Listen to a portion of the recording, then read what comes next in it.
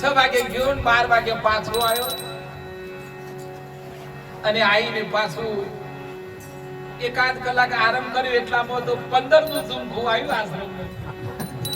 આ તો ઘરજીની જ વાતો કરવાની છો. વિજય બાપુ આયા બહુ મોટા સંત છે. ક્યારેક અહીંયા પણ આવશે આપણી સમાધિ ઉપર કોઈક દિવસ આપણે બોલાવશું. હું પણ હરદાસપુરથી આવીશ. દેલવાડ સદગુરુ વિજય બાપુની જય હો. બહુ અદ્ભુત સંત છે એ આયા અને આપણા સમાજના સંત આયા અને મને તો ફોન નતો કર્યો. ઓચિંતા ના આયા. હું થોડું દયાલ સાહેબ આયા. પછી જોયું તાર તો પછી વિજય બાપુ આયા. પછી તો સેવા પાણી કર્યા. એ ગયા ને એટલામાં તો પાછા બે બીજા આયા. એમ કરતા કરતા અને તમને નવાઈ લાગે 3 વાગ્યાનો નકશો દોરવા બેઠેલો પણ નકશો દોરવાનો નહીં. અને સાહેબ એટલા દયાલ સાહેબ નો ફોન આવ્યો કે બાબુજી આજે મોટા કોટડા જવાનું છે. એટલે મેં પછી એસી ઉપર ગાડી દોડાઈ તમારા કોટડા ભેગો થઈ ગયો. હા થોડીક એટલે આ રીતે આવવાનું થયું. પણ અહીંયા આયા પછીની અનુભૂતિ કહું આમ તો શાંતિ. તમે આ જગ્યા છોડીને બીજે જવું હોય તો અનુભૂતિ કરી આવો. આટલી ઠંડક ક્યાંય નહીં સાહેબ. તમારે અનુભૂતિ કરવી હોય તો કરો. આ બાઉન્ડ્રી માંથી બહાર નીકળો એટલે અલગ હશે. આ જગ્યામાં આયા પછી અલગ છે. અનુભૂતિ કહી દે આ સંતની જગ્યા છે. આ ચેતન છે. સમાધિ ચેતન છે એટલે એની અનુભૂતિ ખબર પડે. મારા માતુશ્રી જયારે દેવ થઈ ગયા વચ્ચે વચ્ચે મને જે અનુભૂતિઓ કહું છું. મારા માતુશ્રી દેવ થઈ ગયા એટલે મેં સમાધિ બનાવી. સમાધિ બનાવી એટલે પછી મેં મારા ગુરુને કહ્યું. મારી જિંદગીમાં 4-5 સંતોના હાથ છે અત્યારે. એમાં મારા દયાલ સાહેબના હાથ છે. દયાલ સાહેબના હાથ છે. દયાલ સાહેબ ભલે મારી જોડે બેઠા પણ મારા વડીલે છે,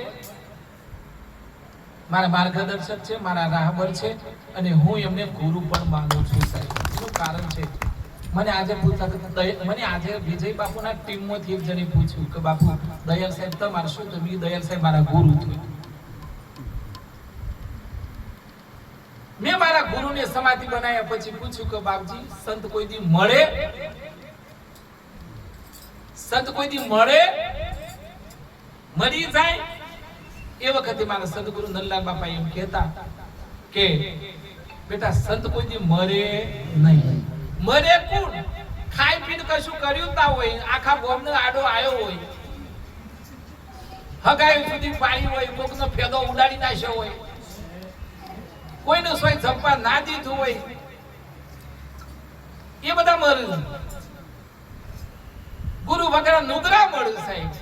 તમે તો બધા વંદનીય છો સાહેબ. તમે અહીંયા બેઠા છો બધાના માતા પિતાનું હું વંદન કરું છું. વંદન કરું છું. બધોય હુઈ જો લ્યો તમે હોય બેઠા છો. એટલે એક નક્કી છે કે સંત એ સમાધિ મારા ગુરુને એમ કીધું કે આ સંત મરે કે મળે નહીં. સંત છે ને એ ચેતન હોય. અને જેટલા આપણા તમે જુઓ દાસી જીવનની સમાધિ પૂજાય છે, ત્રિકમ સાહેબની સમાધિ પૂજાય છે, મારા લાલા બાપાની, લાલજી બાપાની, મારા ચિત્રોડા વાળા એમની સમાધિ પૂજાય છે, મણિરામ બાપાની પૂજાય છે.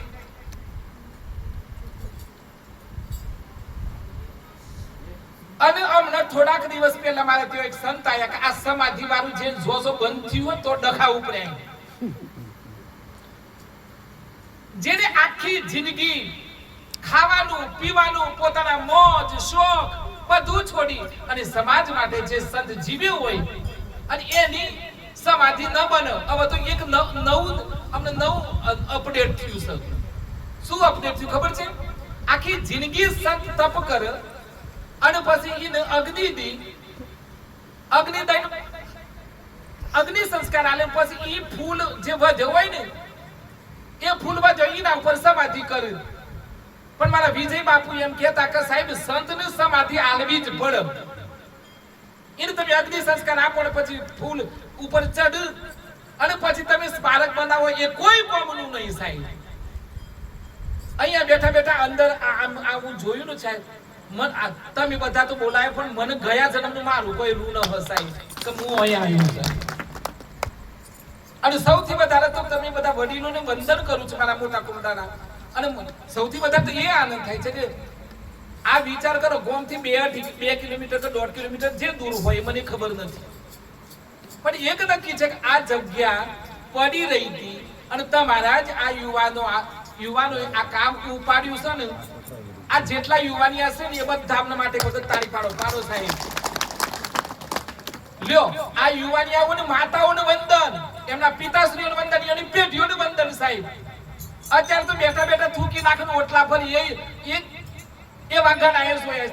આ જે આપણા યુવાની તો વિચાર કરો, આ જે ધજાઓ ફરકતી કરી ધર્મની ધજાઓ સાહેબ.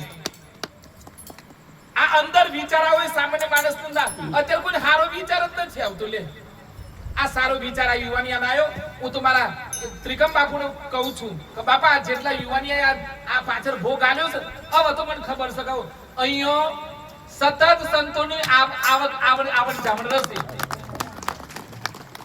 અને આજે બાપાને કહી દઉં કે બાપા અહીંયા જે નમણી ભરે ને એનો બધો કોમ કરજો.